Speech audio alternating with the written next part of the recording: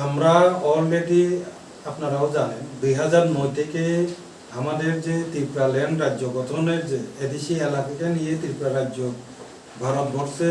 ভারতের সংবিধানের 2 এবং 3 নং ধারা অনুযায়ী আমরা এদেশি এলাকাকে নিয়ে পূর্ণাঙ্গ রাজ্য ত্রিপুরা ল্যান্ড রাজ্য গঠন নিয়ে আমরা দাবি করে এসেছি। আপনারা জানেন এই ডিমান্ডের পেছনে মূল যে কারণ সেটি তো এই কারণ।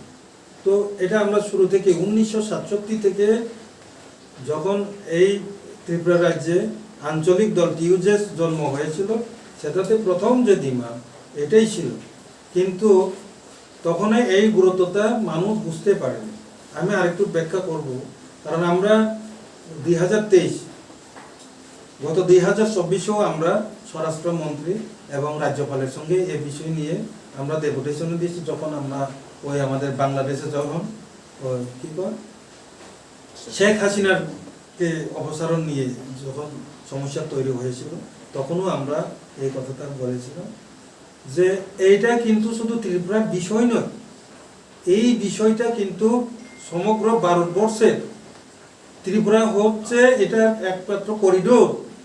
যারা ত্রিপুরায় অনুপ্রবেশ করবে বা করছে তারা তো ত্রিপুরায় থাকবে না, তারা মহারাষ্ট্রে যাবে, দিল্লিতে যাবে, কাজে এটা ক্যান্সার হয়ে যাবে।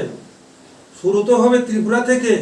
এখন আমরা ত্রিপুরাবাসী যারা আছে আমরাই শুধু ভুগবে না, সারা ভারতবর্ষ এটা যখন ক্যান্সারের মতো স্প্রেড হয়ে যাবে, তখন কিন্তু তখনই আপনাদের মাথায় এটা আসবে। আমরা এই কথাটা কিন্তু বারবার বলে আসছিলাম। আজকে এই পাকিস্তান যুদ্ধ বাংলাদেশের যে পরিস্থিতির পরে যখন অমিত শাহজি তারা অনুভব করতে পেরেছেন, যাচাই করে দেখেছেন, এখন তো পশ্চিমবঙ্গে কীরকম হার, মহারাষ্ট্র, দিল্লি, তোমার ঝাড়খণ্ড, এরপরে বেঙ্গালোর, বিভিন্ন জায়গাতে এটা ক্যান্সারের মতো স্প্রেড হয়ে গেছে।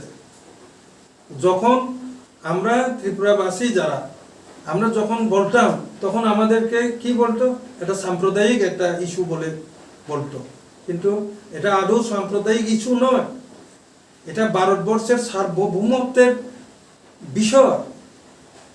এখন কিন্তু আর আমরা কি আর বলবো ত্রিপুরাবাসী, আমরা যা সময়ে বলেছিলাম, কিন্তু এখন আমাদের বলে লাভ নেই। এখন সারা ভারতবাসী বলবে, এখন দিল্লি বলবে, মহারাষ্ট্র বলবে, তাদের এখানেও সেই ক্যান্সারটা স্প্রেড হয়ে গেছে। আমরা এই ক্যান্সার থেকে মুক্তি পাওয়ার জন্যই আমরা তৃতীয় এদেশি এলাকাকে নিয়ে পূর্ণাঙ্গ ত্রিপুরা ল্যান্ড রাজ্য গঠন চেয়েছি। এই একমাত্র কারণ। কারণ এই যে দুই একটা ধরে ধরে পুষব্যাক করে দিয়ে এটা কি আমাদের সমস্যার সমাধান হবে? এটাতেও ভারতবর্ষের বা রাজ্যের একটা নীতির, আমি কেন বলছি যে আমরা ফলো আপ করছি, আমরা বলছি এই কারণে যে আপনি এটা কাঞ্চনপুর থেকে বাংলাদেশি সাপোজ ধরেছেন, ধরে নিয়ে খোয়াইয়ে গিয়ে বর্ডারে গিয়ে পুষব্যাক করে দিয়েছে। আগামীকাল সাবরুম থেকে ওই লোক আবার এখানে প্রবেশ করবে না, এটা কোনো গ্যারান্টি আছে? যদি এখানে বেআইনিভাবে যদি ধরা পড়ে, এখানে রাখতে হবে, তাকে ক্যাম্পে রাখতে হবে। সে যাতে যদি সে আবার ওনাকে পুষব্যাক করে দেয়, তাহলে তার পানিশমেন্টটা কি? তার পানিশমেন্টটা কি? এখানে ভারতবর্ষে যে বেআইনিভাবে সে ঢুকেছে, ওনাকে উনি ধরা পড়েছে, কিন্তু ধরে নিয়ে আবার ব্যাক করে, ওনার পানিশমেন্টটা কি?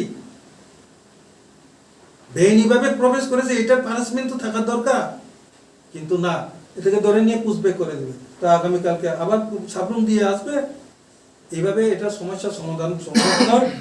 যে কারণে আমরা ফলো আপ করছি, এই কারণে কিভাবে এটার সমাধান করতে যাচ্ছে রাজ্য সরকার অথবা কেন্দ্রীয় সরকার, সেটা আমরা আমাদের কাছে পরিষ্কার নয়।